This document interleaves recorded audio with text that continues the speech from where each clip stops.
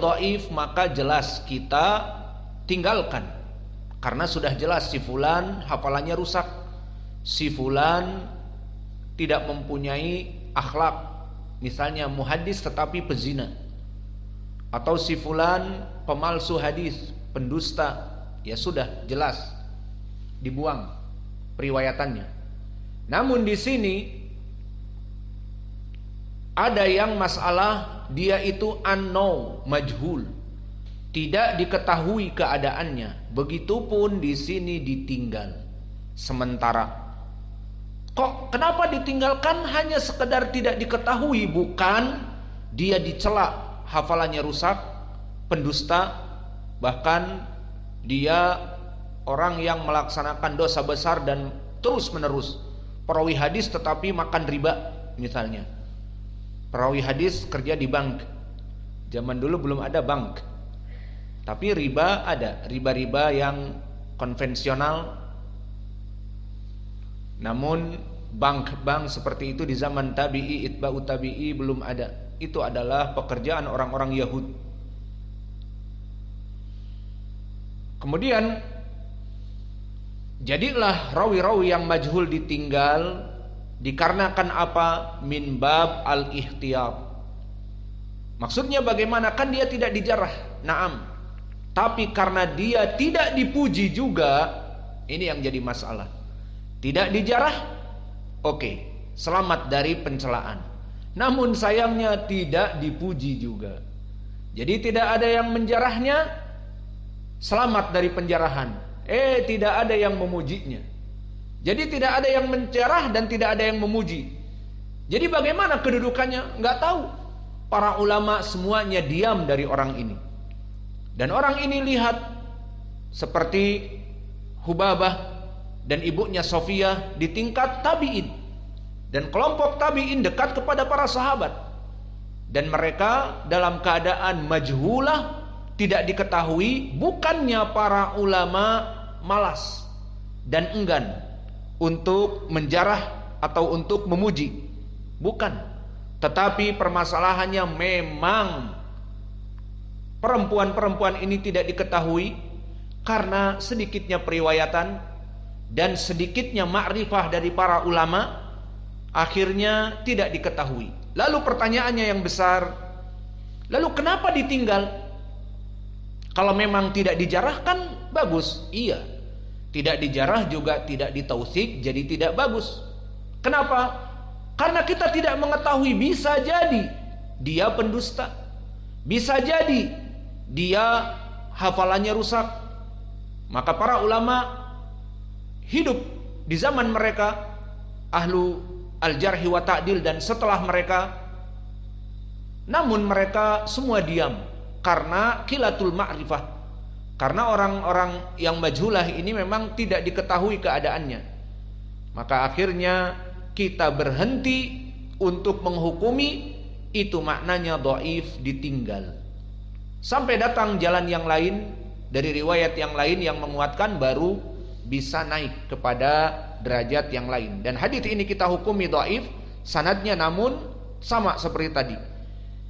Meskipun Hafsah binti Sofiyah majhulah yang meriwayatkan dari sahabiyah Ummu Hakim, dan putrinya Hubabah majhulah, maka kita tawakuf dari khobar ini. Namun hadis-hadis tentang ta'jilul iftar banyak, maka kita bisa mengatakan meskipun dhaif sanadnya, hadis ini bisa terangkat.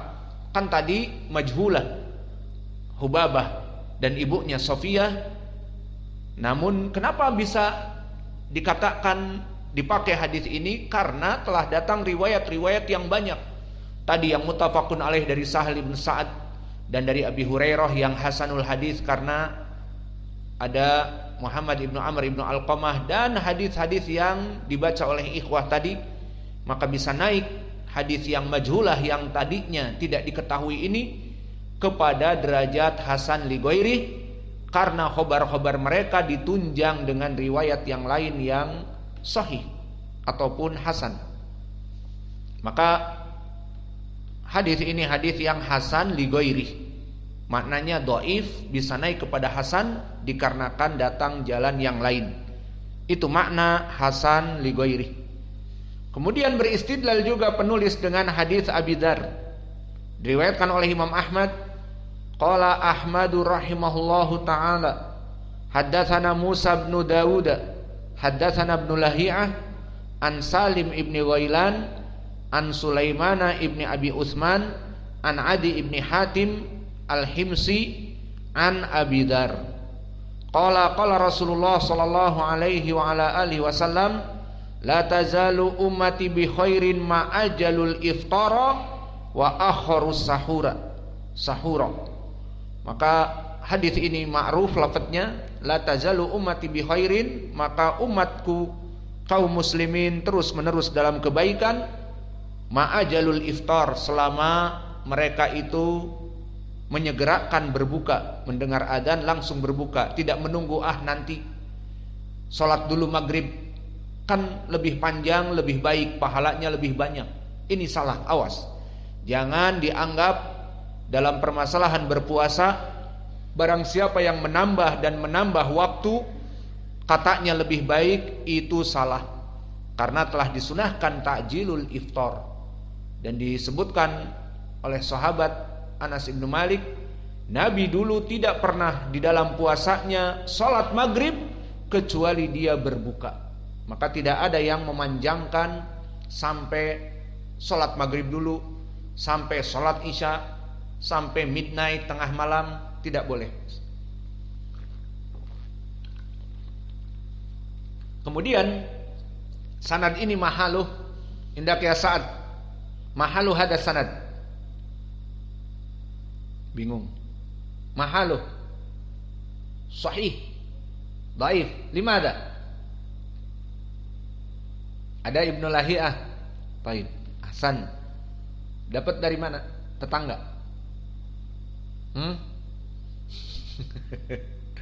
Alhamdulillah punya tetangga baik.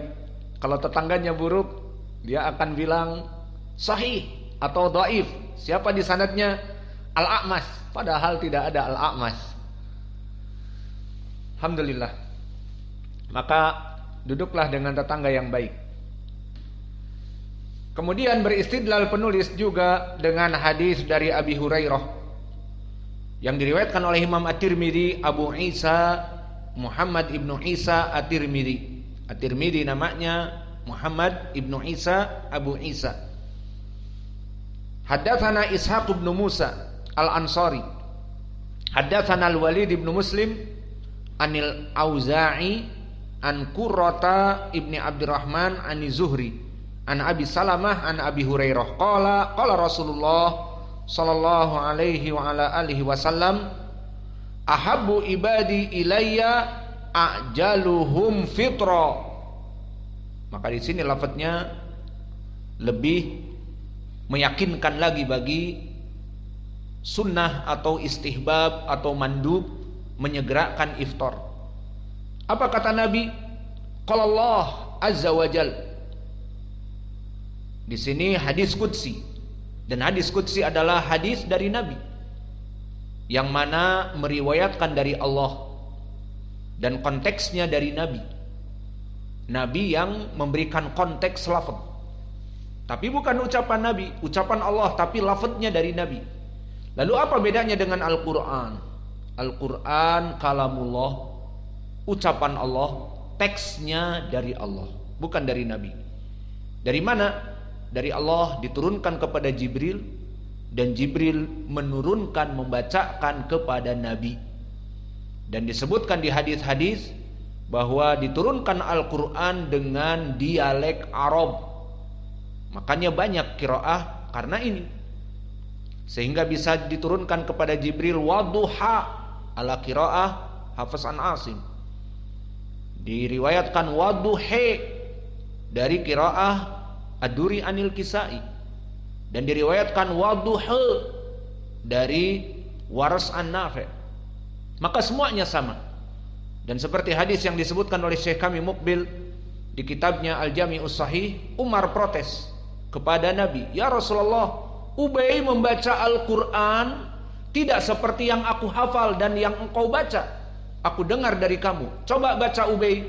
dibaca di depan Nabi dengan qiraah yang belum didengar oleh Umar. Apa jawaban Nabi? Hakadzal Qur'an unzila.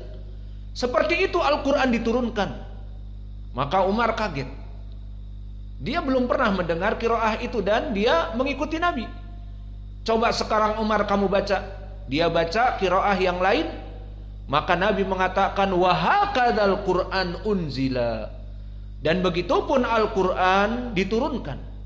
Maka dari sini menjadi persaksian, Umar mendengar dari Nabi apa yang dia dengar. Ubay ibnu Ka'ab dari mana? Dan dia adalah qura'nya ahlul qura' di zamannya. Umar juga mengetahui bahwa Ubay ibnu Ka'ab lebih dari dirinya. Dia adalah orang-orang ahlul qura'. Dari mana? Dari Nabi juga. Berarti kalau Umar disepakati, kata Nabi, begitulah Al-Quran turun di saat dia baca. Dan Ubay pun disepakati, maka Al-Quran diturunkan seperti di dalam Al-Quran surat Yusuf, inna anzalnahu Qur'anan Arabiyan. Kami menurunkan Al-Quran Arabiyan, mansub hal, maknanya dengan bahasa Arab. Dan bahasa Arab datang dengan lahjah yang banyak. Dan antum kalau tinggal di Arab akan mendengar di sini. Misalnya ta'al ilahuna ala qiraah Hafiz an Asim. Ta'al ilahune, hune. Seperti itu juga qiraah Al-Kisai. Ta'al ilahuna. Siapa? Waras an-Nafi'. Dan itu benar semuanya. Dan contoh-contoh yang lain banyak. Alhasil inilah lugatil Arabiyah. Dan Al-Quran diturunkan bilisanin Arabiyyin mubin. Diturunkan dengan dialek bahasa Arab yang fushah. Maka oleh sebab itu sengaja di sini imam di Masjid Muqbil Al-Wadi'i membaca dengan qiraat. Seperti tadi saya mau tanya, qiraat ara'aital ladzi yukadzibu biddin alladzina hum an salatihim sahuna. Qiraah siapa yang saya baca tadi maghrib? Riwayat Yakub? Bukan. Riwayat Ad-Duri an Abi Amr. Maka Taib, riwayat Ya'qub Al-Hadrami. Ahsantum. Ruwais an Ya'qub Al-Hadrami. Maka di sini sengaja kita membaca qiraah selain dari Hafiz agar membiasakan bahwa di sana ada qiraah yang benar juga. Tidak di semua masjid ahli sunnah ataupun awam semua qiraah Hafiz an Asim. Sehingga di saat ada yang membaca Al-Qari'atu mal-Qari'ih, apaan nih bacaan? Dahlah, dibatalkan saja, pindah masjid. Maka tidak seperti itu. Sengaja di sini imam membaca qiraah selain Hafiz an Asim. Pertama, antum semua thalabatul ilm, agar mengetahui bahwa di sana ada qiraah yang benar. Dan yang kedua, belajar qiraah. Dan yang ketiga, karena qiraah itu juga benar, maka menghidupkan dari qiraah yang benar selain dari Hafiz an Asim, agar tidak orang menyangka qiraah ini qiraah yang salah, dan agar orang menyangka bahwa dipikirnya qiraah Hafiz an Asim hanya itu qiraah yang benar. Alhamdulillah terus berjalan seperti ini. Adapun ikhwanuna yang menjadi pengganti kita dan nanti di salat tarawih, silahkan untuk membaca qiraah Hafiz an Asim agar hafalannya tidak tercecer dan susah. Karena Al-Quran asyaddu tafallutan minal ibil, dia lebih mudah untuk kabur daripada unta di dalam ikatannya.